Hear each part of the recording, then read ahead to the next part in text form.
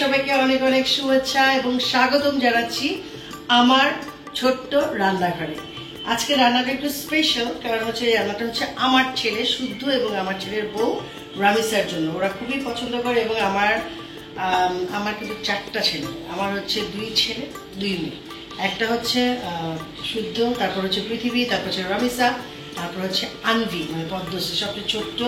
এবং আপনারা নিশ্চয়ই দেখেন আমার সাথে খুব দুষ্টামি করে, খুনসুটি করে আমার বাচ্চাটা। সো এখন আমি রান্না করবো ওটা স্পেশাল চিকেন ওদের অনুরোধে, কারণ ওরা মাঝে মাঝে ইউটিউব দেখে রান্না করে। সো আমি চাই যে ওরা আমার ইউটিউবটা দেখে রান্না করুক। সো এখন আমি যেটা দেবো সেটা হচ্ছে অলিভ অয়েল। অলিভ অয়েলটা খুবই হেলদি এবং অবভিয়াসলি খুবই ভালো, আপনারা সবাই জানেন। আমরা তো আসলে অনেক তেল খাই। যাই হোক, এই রান্নাটা অলিভ অয়েলে রান্না করবেন, সাথে একটু ইনগ্রিডিয়েন্টস একটু অন্যরকম, একটু দুধ দেবো, তারপরে একটু বাটার দেবো, ভালো লাগবে।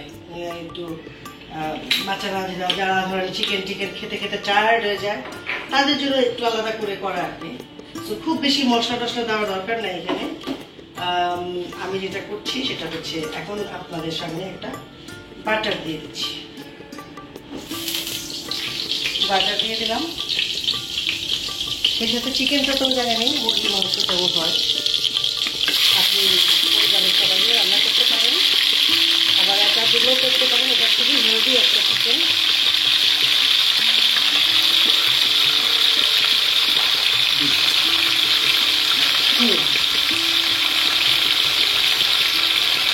এটা হচ্ছে দেশি চিকেন।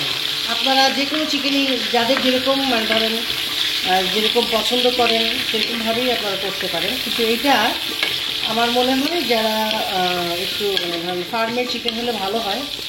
আমাদের ফার্মের চিকেন তো আসলে মানে ফার্মের মুরগি তো আমাদের অনেক সময় কেমন গন্ধ লাগে, কিন্তু কিছু করার নাই। পরিবারে যদি বেশি মানুষ থাকে তাহলে আসলে আমাদের সবাইকে সার্ভাইভ করতে হয়। এটা কঠিন কাজ, বাট আমি যেভাবে রান্না করি সেভাবে। এটা এখানে আমি একটু লবণ দেবো।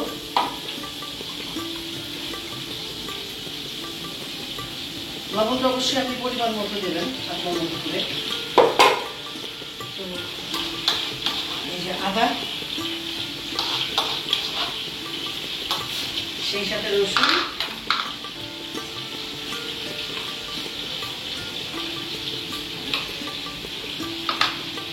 আমি যেটা করবো শুকনো মরিচ দিয়ে দিচ্ছি।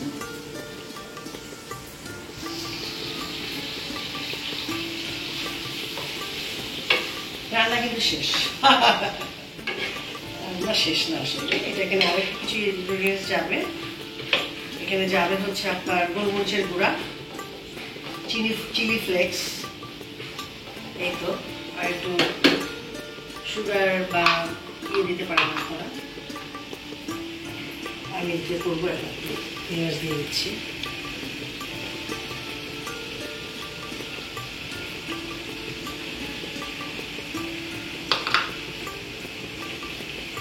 এখন যেটা করবো আমি একটু ঢেকে দিলাম। মাংসটা তো মুরগিটা তো সেদ্ধ হতে হবে। তারপরে যেটা করবো সেটা হচ্ছে আমি গোলমরিচের গুঁড়া দিব, ব্ল্যাক পেপার। এই গুঁড়োটা বেশি লেগেছে।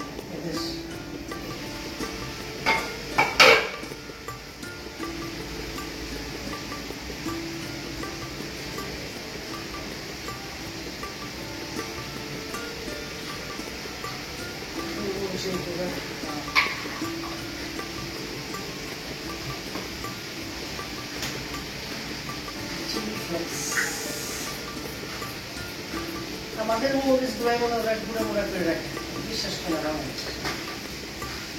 মানে মশলাটা গেছে। কি করছে করতে চাইতে বুঝি না। শুনে কেমন লাগছে রংটা ভাইয়া? চমৎকার।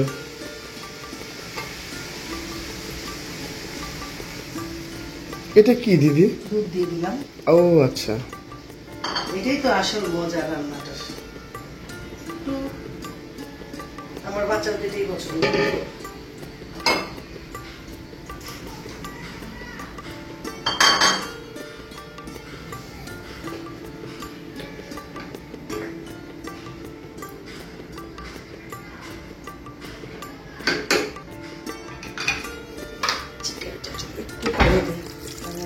তো পানি না দিলে আবার চিকেনগুলো শক্ত হয়ে থাকে।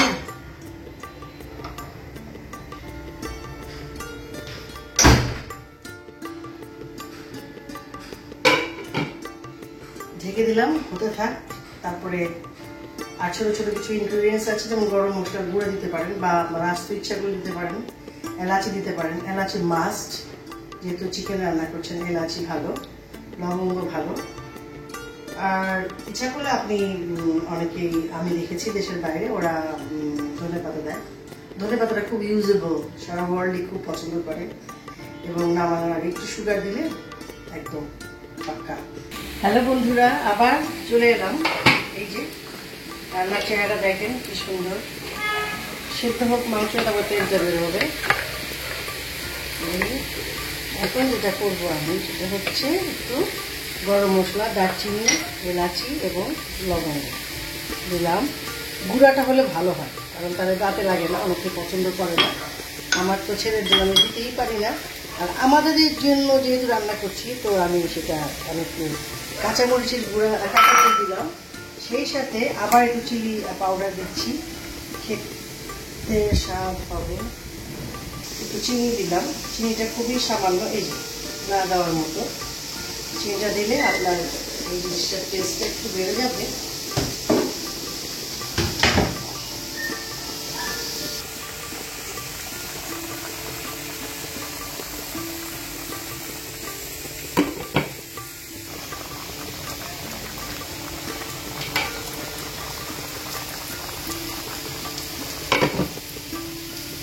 মাঝে মাঝে ঢাকনাটা উঠাতে হয়, কারণ হচ্ছে যে দুধটা একদম ফুলে ওঠে, সেজন্য।